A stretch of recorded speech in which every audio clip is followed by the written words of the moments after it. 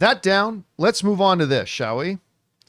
We've talked a lot about it over the last number of weeks, the last month or so. I obviously was extremely disappointed, like a lot of people were, in Lord of the Rings, Rings of Power Season 1. Mm-hmm. I was so excited for that show, waited for years for that show, and it finally came out. And, I nearly tapped out of it after one episode, but I labored my way through it all. And look, it had some things going for it. It did. It had some high points. But, overall, I was tremendously disappointed in it. So I was not looking forward to Season 2. Season 2 thus far, I have never seen a show turn things around from one season to the next like Lord of the Rings, Rings of Power has. It went from being a show I almost couldn't even get through and I was incredibly disappointed in, to a show I legitimately think is great. I think this is a great second. Don't get me wrong. It's not Shogun. I don't think it's House of the Dragon, but it's went from so disappointing for me to being so good. Like as much as I was disappointed in season 1, I have enjoyed it that much in season 2. So that brought us up to the finale. Because my God, the last episode was the best episode of it so far. It was incredible. And I was waiting for them to either completely crush the landing or completely blow it. And I'm happy to say, while it did not completely crush the landing, it was pretty good. They stuck the landing. I'll at least say that. Yeah. To bring to conclusion again, what is the biggest and best turnaround I've ever seen in a television show from season 1 to season 2. Wow. I love the characters. I love the individual side stories, just the whole subtext of Durin and his father, the rings and the effects on the dwarves, the Celebrimbor storyline going on, the stuff with, oh my God, why am I freezing on the kid's name? Whatever, the kid. Right. The side story with Isildur and his father and what's going on in Numenor. Yeah. And Narsil parts, I shouldn't say specifics for those who haven't had a chance to see it yet, but, and you guys knew from the previews, the Balrog shows up, because they showed that in the preview, so that's not spoiling anything. But when the Balrog showed up, I'm like, this looks pretty damn impressive. This looks pretty good. And then, they finally, the stranger is the stranger no more. I got to tell you, well, not going into details of it, it was a satisfying ending. Not the best season finale I've seen, but it was a very satisfying ending to what was a very satisfying season. And again, I can't emphasize enough the context of that this is coming from a guy that was really let down by season 1. Really let down by season 1. And I thought this season did a great job. Did it take liberties? Absolutely. But listen, what a lot of people tend to forget is that the writings that are covering this time were not fully put together thoughts by Tolkien in the first place. Like, a lot of this stuff is based on stuff on his writings that his son and some other guy kind of then took and weaved together and kind of supplemented themselves as well. And there's a lot of room for interpretation and flexibility in it. And this is definitely an interpretation. Sure. Of those things, right? It is not a beat for beat following of the old writings of Tolkien. That's fine. I'm totally cool with that when they do it with comic book movies. Again, Days of Future Past is very, very different from the Days of Future Past comic book, and all that kind of stuff. Civil War is nothing like the comic book story of Civil War. I'm okay with that if you make it good. They didn't make it good in season 1. They found a way to make it good in season 2.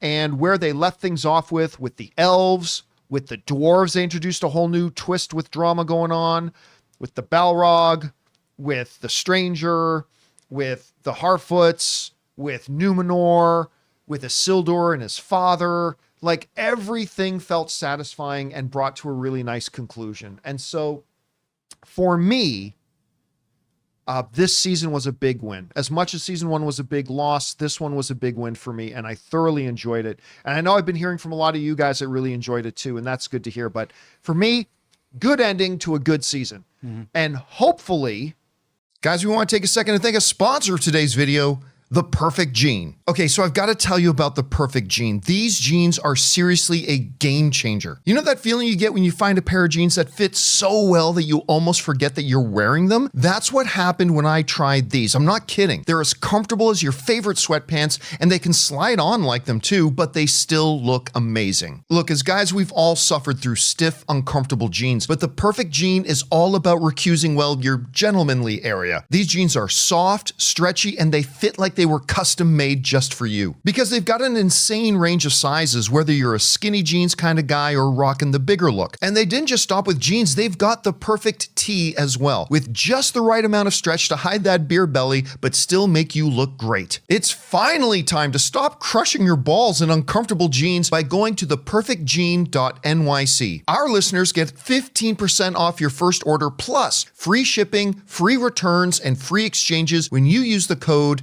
Campea15 at checkout. That's 15% off for new customers at theperfectjean.nyc with the promo code Campea15. After you purchase, they'll ask you where you heard about them. Please support our show by telling them that we sent you. F your khakis and get the Perfect Jean. Because you know, Ray, when you have the third fight in the rubber match fight, when one guy wins one and the other guy wins the other, the third one is the telling tale, right? The third season is going to be the thing that determines if Rings of Power overall is a good show or not. Because if they drop the ball in season 3 like they did in season 1, But if they nail it again like they did in season 2, that says a lot. Because I think many feel that it should only go up from here, right? For at least, well, you should be tracking up, yeah. Yeah. Sure. So hopefully they do just keep improving the show. Whatever. You didn't sound like you had much gripes this season. Like none at all. Like that's the first time I think you reviewed, or at least talked about the episodes when we did on the show, that you didn't. I've only heard positive. Like I'm trying to think of some things. Like what could they improve on? What would you like to see? Even if it's nitpicky, if it's hard for you to tell. You know what? If you don't have anything, then okay.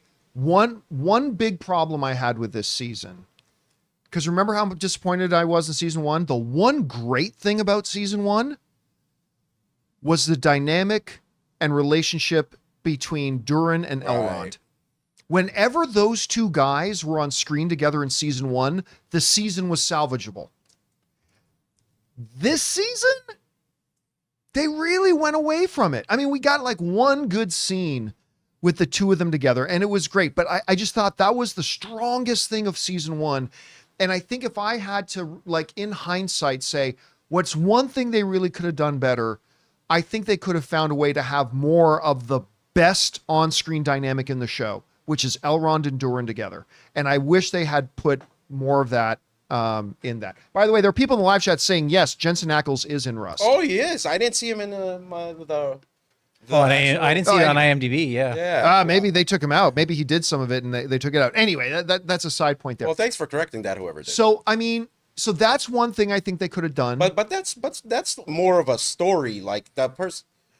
That's more of like the writing, right? More towards the writing. It's definitely the writing. 100% the writing. Yeah. But as like maybe aesthetically, maybe pacing, any of pacing was way better than than the first season. The pacing was much better. Because a lot of the stuff that bothered me in the first season was aesthetic. They just never got to anything. They dragged everything just like what lingered. Yes. Everything just felt like everything was lingering. And to get to anything significant, I felt like you were walking through 3 feet of mud, like just slowly with laboriously just trying to get there. Everything this season flowed so much better. Yeah, and I would also say we've talked about this before, where you have cause and reaction or whatever. It's like the first season, I felt like things just happened because they wrote it. That just happened because it happened. This all had causation. It's like this happened because of this. Yeah, this happened because of this. The wording we used before is bad writing is this happens, then this happens, then this happens. Good writing is this happens, therefore this happens, which leads to this. And again, it's the guys from South Park I first heard talk about that, but that's actually in writing circles a lot. And you really felt that in Rings of Power Season 1 versus Rings of Power Season 2. Right. In Rings of Power, everything was this happens, and it takes a long time. Then this happens. Whereas in Rings of Power, everything felt like this happens, therefore this happens, and it was much better. I'm only speaking from season 1 because I've only started episode 1 from season 2. But Yeah. one of the things I really liked about season 1 is when they were about to battle.